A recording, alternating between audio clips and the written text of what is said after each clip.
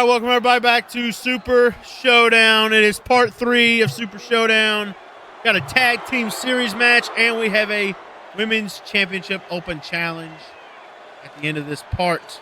Tag team series match. It's an original 2K Universe creation. Basically works like any kind of other sport series.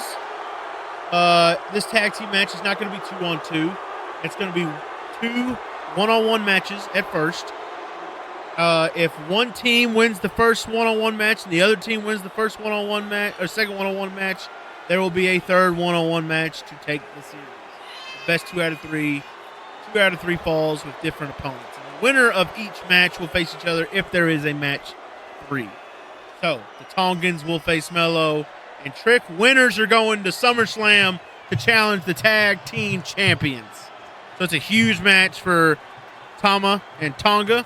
It's also a huge match for Mello and Trick, who've been trying to get back into the groove of things. What is your thoughts on this tag match here? The way I view it is when it comes to these kind of tag team series, or you can almost call it like a mini tournament kind of setting, it kind of adds a extra layer to the competition because, I mean, you got these two teams, right? When they're going into a tag team title match, after this, right, they're going to be facing the champions 2-on-2, right? But to get the contendership, they're going to have to switch things up completely. They're going to have to rely on themselves and see what they can pull out. That's an interesting factor in this. Like, right. For example, what can Tama Tonga do? What can Tonga Loa do? Etc. That is a more dynamic and interesting way of getting the title shot to me. I agree. And, like, we've only seen one other tag team series match in this format, and it was back at Crown Jewel. With the OC versus Evolution. And the OC swept Evolution, and that was the end of Evolution. So this is a big kind of match. Like, you lose here, it's bad. And obviously it looks like Carmelo Hayes is going to go first in this match. And I'm excited to see what these two teams can do here. I mean, title implications on the line, and SummerSlam's a big show. It's like WrestleMania 2, midway through the year. Everybody wants to be a part of SummerSlam. It's the mid-season finale of 2K Universe, and that's crazy saying that out loud, isn't it? I feel like we just started season 3, and we're already coming up on the mid-season finale. That's insane to me. Nonetheless, it's been trucking along. Yeah, we're trucking along, and nonetheless, speaking of trucking along, Night of Champions happened a couple days ago, and me and you are actually pretty positive on it. It seems. I haven't talked to you too much about it. Me and you kind of try to keep our thoughts on the download, don't want to spoil our thoughts. But overall, I'm going to give my quick thoughts and whether you can agree or disagree. Because we already kind of discussed it. Ricky Starks and Trick and Jade and Tiffy were good matches. Glad they're on the card. But they were, for what they were, filler matches. I think the only part that really made it kind of meh is they put them back to back, which I thought sucked. Putting them back to back right for the main event was kind of killed the crowd a little bit. And I understand wanting to bring the crowd down to bring them back up at the end of the night. I fully get it, but at the same time, when you have two matches that haven't been very well built in the eyes of the fans, back to back, yes, they were built on television, right? But there's still, for the current landscape of WWE, it's not a pay-per-view PLE level match that's what those that you would expect. Exactly. Especially for a match like the women's match with Jade and Tiffany. I absolutely love both women. I do appreciate the hard work they put in the last couple of years, but at the end of the day, this is a match we've seen multiple times. Yeah. It's nothing incredibly new, right? So that just adds an extra layer as to why it just was kind of pointless. Yeah, and like I said, just putting them back to back is what really hurt, and then right before the main event. Before we go any further, I want to ask what you thought match of the night was. I definitely know what my match was. I mean, I really liked the main event. I really did. A lot of people thought Gunther didn't really try in the match, and I think it's funny. I understand there's a couple spots where they're like, but I thought it was really fun. Great ending. Crowd I love definitely the finish was with awesome. Sammy getting a roll up. Yeah, the crowd was fantastic. As much as we don't like a lot of people, well, I say we. A lot of people, I'm not going to say me. don't like them going to Saudi for obvious reasons. They always got a good crowd. Yeah, especially the last couple of years. Yes, they've really picked up. Something's been lit up. Well, they stopped Saudi, going to Jeddah. I really appreciate it. Is that what it is? Yeah, Riyadh is definitely a lot. Jeddah don't give a damn about WWE, it seems like. Or Riyadh loves it. Yeah. I noticed that myself. I was like, they're not going to Jeddah anymore. I noticed that. But yeah, Riyadh definitely likes WWE. Man, if there was ever a time for Sami Zayn to win that title, for the entire stadium to be behind him, it was Saudi Arabia. That's right. I don't think any American crowd, or Canadian for that matter, would have been behind him like that. That's right. You know, there was people that thought he was going to end up beating Drew McIntyre for the title last time that they were in Saudi, but that didn't happen. And this is people better. Thought, well, that was Sami's last chance. Lo and behold, he ended up having a gimmick overhaul, started a new quote-unquote heel run, and here we are. And I would argue, this is the most interesting Sami Zayn's been since Sami Uso. Yeah. You know? Well, I would say really argue that. Bloodline Sami, but yes. Well, I mean, that I kind of lumped that in because he was still involved with the Bloodline. Does that make sense? I just feel like, to me personally, this is like him on his own merit story-wise. This is absolutely the most interesting Sami's been in a while. But take a look. Tonga Loa grabbed the foot of Carmelo. Obviously, I mean, these two guys not willing to play fair. Yeah, well, I mean, I'm not playing fair if I ain't got no gold. I'm trying to get gold. Absolutely not. I mean, they're not used to being in these situations either, these one-on-one tag series situations. So right, not many teams are. My match of the night was Breakker and Rollins. That match. Yes, and I wanted to point something out. You must have really loved the sight of Braun Breakker bleeding his ass off. I was literally saying in the match, I was like, man, I wish there would be some blood. Breakker looked good with some blood. We got it. we got it. We did that table come back up. And it looked awesome. It came back up and hit him in the face, and it looked awesome. Added to the match. That low-key, am I wrong for saying that might be the best steel cage match we've had in a long time?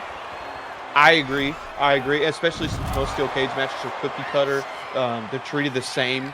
I think that was it felt like it warranted a steel cage. Yes. If that makes sense. They made the steel cage feel like a feud ender again. Yes, and to me, a steel cage is just that. The steel cage used to be a marquee attraction. It's not anymore, you know?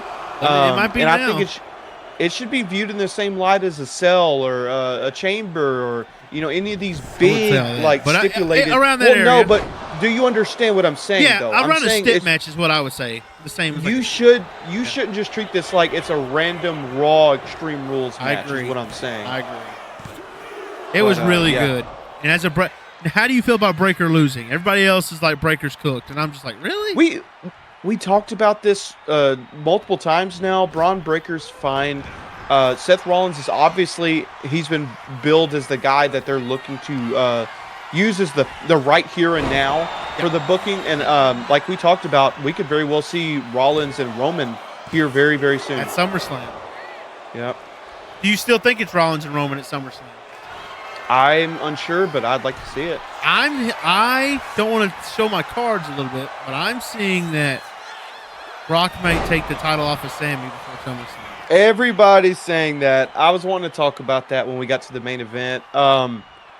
What's your take? Do you think it's going to happen? I don't think. Okay, so. Do you think it would be random? Random? Like booking wise. But because they're doing it to get to. They're trying to, because I think they know that Oba competing twice on SummerSlam is outlandish, and they want to write off the Brock and Oba feud while also capitalizing on him being champion. Which there's nothing wrong with that. And I think Sami losing to Brock may be due to shenanigans. I wouldn't want him to lose straight up. I think that would be. I really do. And I say that. But then, if they do a good story to make it cement his heel turn, then maybe. Yeah. but like, well, think back to what we talked about last week with Oba. I mean, we thought because he was in this this Brock Lesnar situation where he was ideally the one that was going to retire Brock Lesnar, We thought that meant he's not getting the Brock push. He's not going to have a summer of Oba where he's going to end up becoming champion at SummerSlam. We thought wrong. But evidently they're trying to do both. Isn't that crazy to think about? Yeah, and I don't think it's bad. And I told you. It's not. I would prefer him to beat Brock and Roman in the same. I think it's because it would be Roman. Now, if he did double duty and face Brock and then Sammy, that's okay. That makes sense. No disrespect to Sammy. They've established that Roman is Thanos level, and that's how it should. You need stars that are like, because Taker was on that level, Brock was on that level, Roman is on that level. Now, if he did Brock one night and Sammy the other, not trying to dog Sammy, but this is Oba we're talking about. You know, Roman is someone you would eventually get Oba to. That's a Mania main event. You do not want to give away a Mania main event. So, that being said, if Brock does take it off the same beforehand, I just ask for a good story, or use that to further another feud, maybe Cody and, Sammy, perhaps. Yeah. Have Cody kind of cost him, maybe, which would be very heelish. I don't know. There's definitely some meat on that bone. And I'm seeing it'll happen in Madison Square Garden, probably Saturday night's main event. You think so? That's what somebody said Sean Ross Sapp said that. So take that for what you will. Until I see the report with my own eyes, I'm not going to believe it, because people say Sean Ross Sapp. I didn't see the report either, so it's just speculation. Yeah. All I know is, do you think, and obviously I feel a lot better about that than the Roman thing. I would feel a lot better about him taking the belt off of Brock directly than beating Brock and then Roman. Well, full transparency. Yes, absolutely. But at the same time, okay, so that would lead us, we go from Cody to Sammy, immediately from Sammy to Brock, then Brock to Oba. I don't think that's a problem. You're talking to the guy who loves short title reigns. I don't mind the hot potato. That's not the issue. My issue is there are people that are saying, and I do see where the perspective lies with saying Sammy would benefit from an immediate loss of the title. I agree with that. Because I can understand it would make his character a little bit more believable, his aggravation more believable. But in the same sense, just as a grand scheme, is that not wrong? Tama Tonga, by the way, picking up the victory conclusively. Match one. That's right. I know. No, because there's a big picture. Yeah. So you don't think Sammy doesn't need the Oba Femi push. Yeah. They're doing it to make a bigger star. First title. He doesn't need to hold it for 6 months. And I think Sammy understands it's easier for him to lose to Brock than Cody. Even though you wouldn't be down full transparency, I would love to see Cody lose to Brock and then them motherfuckers get evened up on the score and then they just leave it even. Brock gets revenge for his retirement. That would be pretty insane.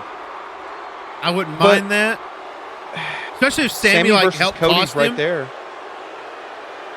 But this is all just speculation. So it is, absolutely.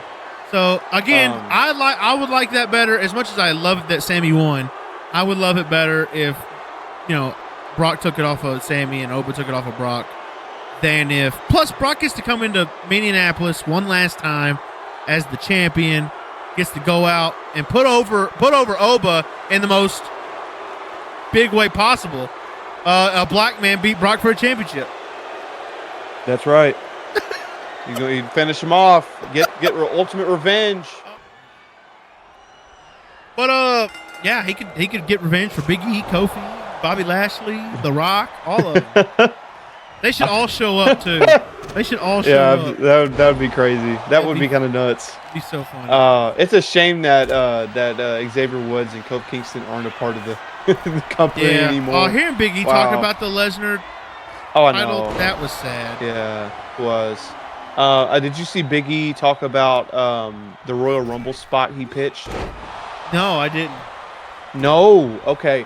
He pitched, so after the heel turn on Big E, he pitched an idea for him to cost Kofi Kingston the Royal Rumble by Kofi trying to land on his feet and make a save on the barricade or something, and Big E swipe his feet.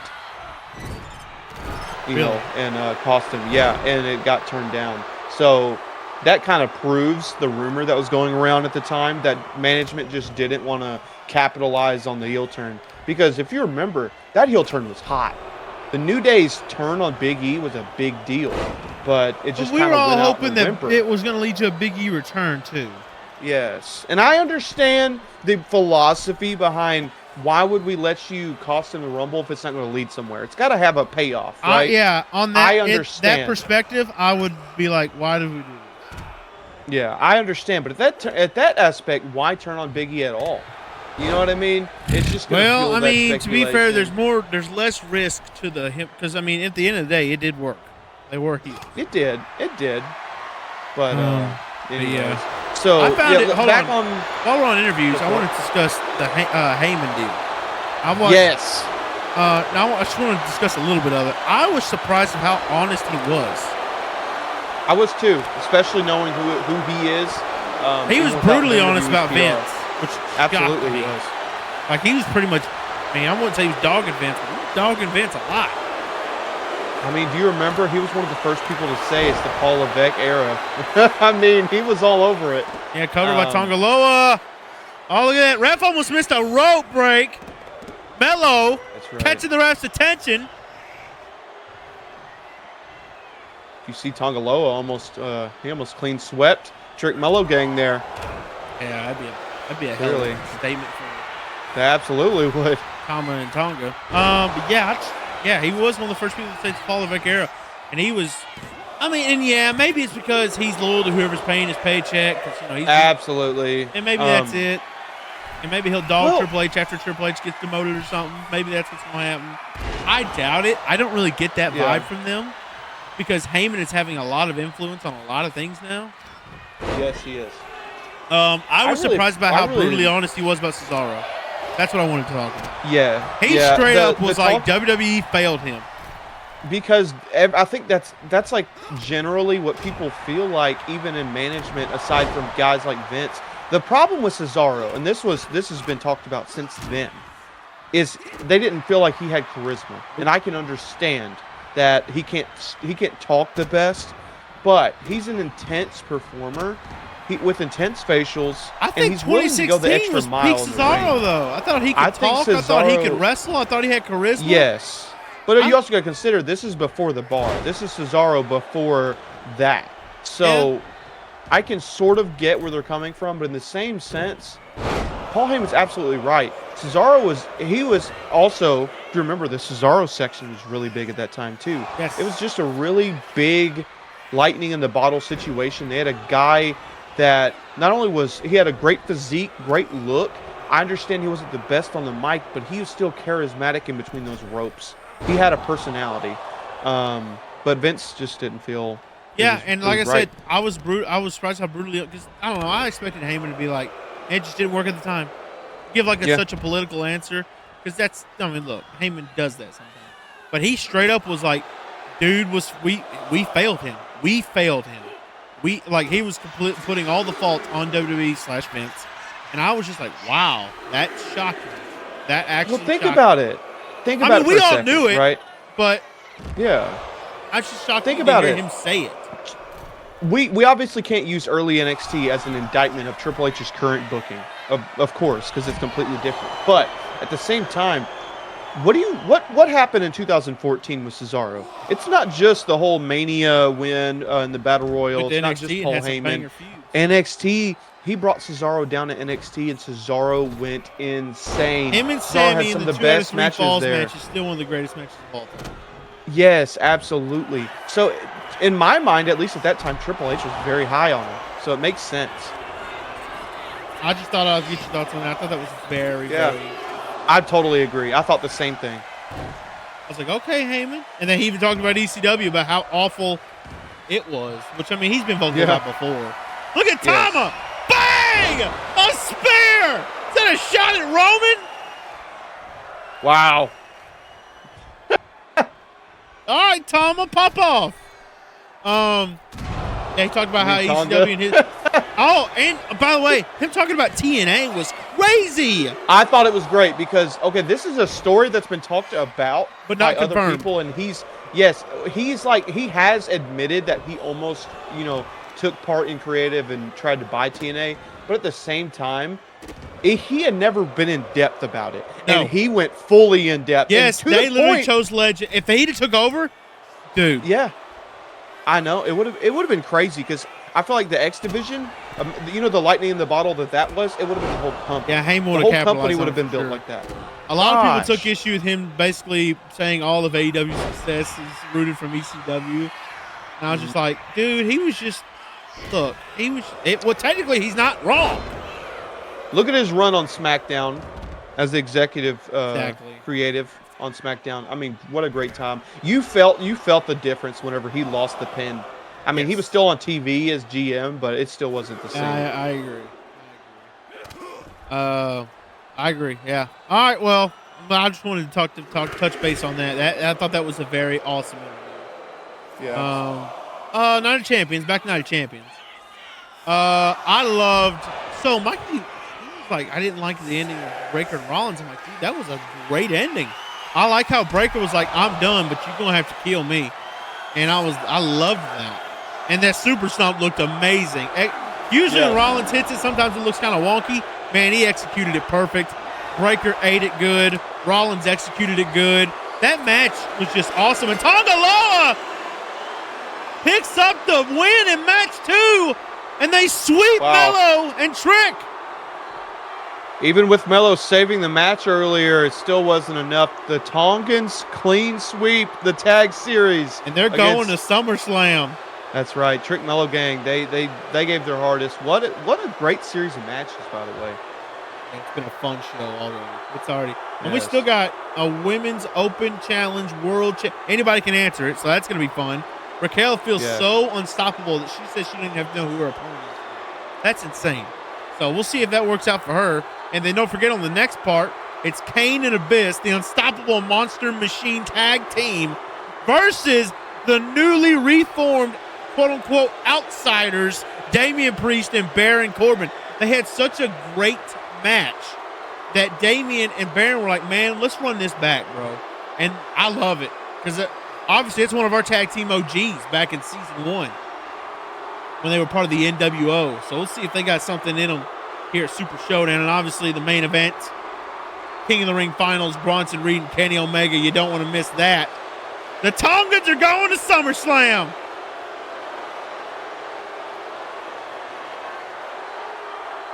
Trying to break it this time.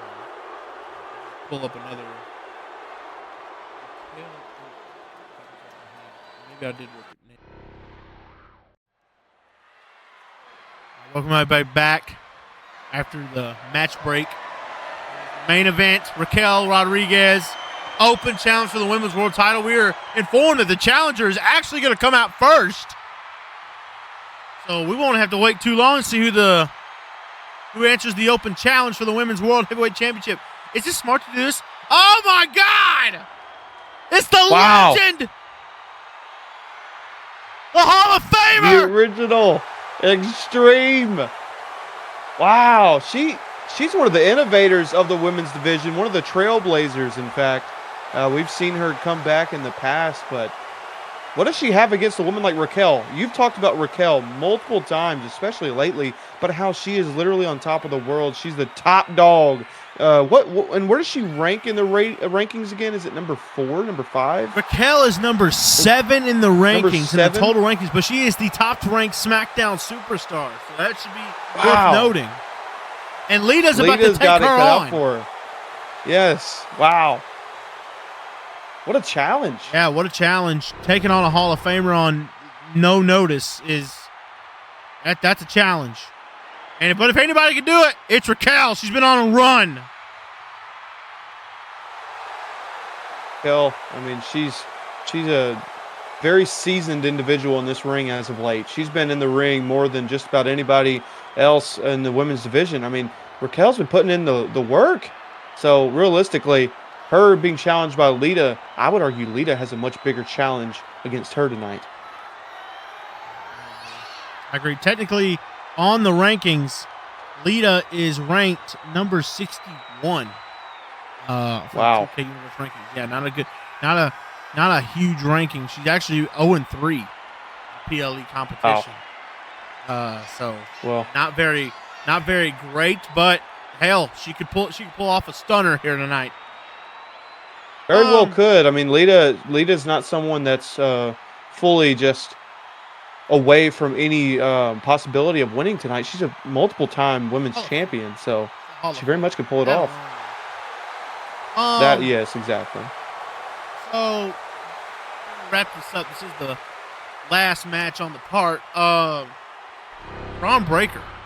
We talked about not kind of glazed over everything. Oba wins King of the Ring. Jay losing actually could be a really good thing for him. It's probably going to help with the LA Knight deal. Hopefully, I think that's what it leads to is LA versus Jay at SummerSlam. That would be so. I told you their feud, because it represents the fan bases. It really represents the fans. That would be a very interesting match. Yes, and they could really use some real life stuff in there. So I'm hoping that is what the feud is, and both could benefit from it. Hella. This could end up both like if it's a good 3-match blood feud. I think you got something. Anyway, Braun Breaker loses to Rollins, which me and you've stated ain't really a bad thing. So we think Rollins is going. I still think Rollins is going after Roman for the title at SummerSlam. Yeah, he's made it clear that's what he's going for, and there's nothing left for him. He's finished with the division. God, at least I hope he is. I think he is. Do you think there's a shot that the division ends tomorrow? Or today, actually. Breaker's like, I'm done with this. I needed to go my own way. Because, I mean, he's lost to Punk. He's lost to Rollins. Like, the division has done him nothing. Well, let me turn this question back towards you in a sort of way. Do you feel like the division should end tonight? 100%. Or is there mileage? You don't think there's mileage left? Unless Bronson Reed comes back, which, I mean, I think he's teasing that he is. I don't think so. That'd be unbelievable. I can't wait for Bronson to come back. If Bronson comes back, does he feud with Breaker? I don't think so. I don't think he should right away. I don't think so. I think that should be something that you kind of wait for. SummerSlam. Try to find any. It's not. I will say if it started that is tonight, a good way to get. That'd be a decent build. It would, and it would be a good way to get Braun some sort of personal business for himself, because he did just lose to Rollins, so he needs something special. Yeah, I wouldn't hate it. And especially with the shape, those two could put on a barn. Or should they just say F it and be their own team? I don't know. Me and you, we've already I like them as a team. I do you too. Know that. I do too. The Braun, I think they're fantastic. Oh my gosh. And the gear, the matching gear. Yes. Oh, I love it. I love it. Their theme song too. Oh my goodness. Yeah, it's fantastic. I mean, you've already stated this before. Back a few years ago, we were not too high on Bronson Reed. He hadn't really found himself. He's really found himself. He's getting in great shape. Hopefully he keeps. He is. Yes. Hell, I'd love to see him win a world title, but he's one of those guys where I just don't see him pulling the trigger. No, I don't know. The future of Braun is what I'm obviously, I'm a huge Breaker fan. That's my guy. Like, I think out of everybody on the whole roster, I think he's the best talent on the entire roster. I really do. I think he's a brighter future than Oba, really. Only because I think their futures are both very bright, but slightly different. Agreed. I'm not saying. I'm just saying. Does that make sense? I'm just saying. I think Breaker can go farther. That's all I'm saying. Because I think at the end of the day, maybe Oba's size might limit him. I think Braun has a lot more range and variety in his future. That's what I'm saying. Oba, I do agree. I think he's nowhere near a one-trick pony. Don't get me wrong. But Oba, I do think he's going to have more of a niche. Right. Exactly. Braun, I think Breaker can literally wrestle anybody. Whereas I think if Oba tried to fight somebody like, I don't know. Yeah. Maybe like a Cody. It's kind of hard. I don't know. With a Cody, it's like, that style. It's kind of like. I mean, we saw the match. We did, great. And it was okay. It wasn't anything special. Well, no, but I mean, it was Breaker. But let's be real. Breaker and Cody waters your mouth way more. Yeah. I think story-wise, both are equal with Cody, but at the same time, oh no, I think even story-wise, you could run up the Rhodes versus Steiner. Yes, I mean yes, and the whole Baby Steiner thing is funny. Yes. But I think Breaker's by the way, his gear, woo! Yeah, it was fantastic. I'm telling you, the whole visual with the gear, the backdrop of the cage, the blood. I told you a while ago shot. that when he was making his first run initially, I was tired of the Steiner singlet. Tired of it because I was like, that's not him. When I think you were like, I hate the numbers, I hate all the logos and the designs. I love the badass singlet. Yeah, color palette. You like the dog singlet, and they have, and I think he's going to keep doing that because that's his. Yeah. That is his look. You don't see Cody out here wearing polka dots. It's just not. You don't see Dom out here wearing the flying colors. That's right. Speaking of Dom, what's going on? Are they just waiting for Triple Mania to give him a good feud with El Grande Americano? Like, hell, I don't know. He's just doing nothing. I have no clue. I don't know what they're going to do. What does Chad do? What are they doing with him? Granted, he's got one of the best stories going right now. But like, what is the end game? The Intercontinental title? Yes, because you got to think. Okay, and I'm not trying to be that guy that's like, oh, well, if they're from there, they have to win a title there. No, I don't believe that whatsoever. But listen, the Intercontinental title, Chad Gable, it's Minnesota. That's exactly the destination for me. I'm sorry. I hope so. Hey, I've been gaslit with Gable in this Intercontinental title before. I know, and we all have. But to be fair, there's a lot more stock in Gable now as compared to before. Does that not make sense? That felt like a direct cocktail. I mean, I feel like that was a great way to just turn the fans on Sammy, and it did. I don't think he recovered since then. You don't think we're going to get Penta and Chad at SummerSlam? I'm not putting any money on it. Lita saw by Lita, cover to beat Raquel, and Raquel kicks out. Ooh.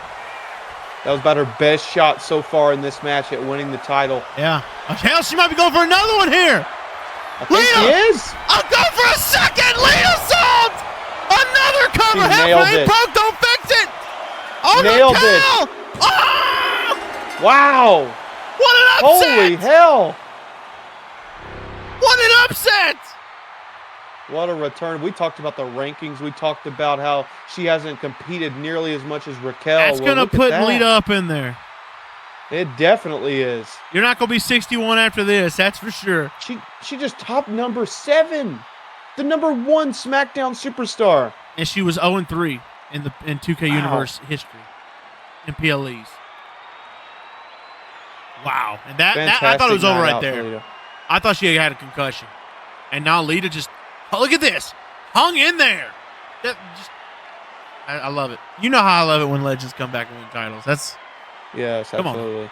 Wrap this up, though. Wrap up this little segment. I'm excited for hell, we're about to find out here in a few minutes what Breaker's about to do. Yes. I hope it's not. I hope it's teasing a face turn. I think that match is a good way to turn him face. I really do. Because I do too. He went and had a badass fight and walked out of there, man. By the way, we'll see if it happens. I think it's a good way to make him an anti-face, which is what I call like a Stone Cold. That would be so good. So good. Yes, it would. But, hey, congratulations to Lita for winning the world title. We got our last part coming up in a few days, or whenever I post it. I've been bad. We'll see what happens in the King of the Ring finals.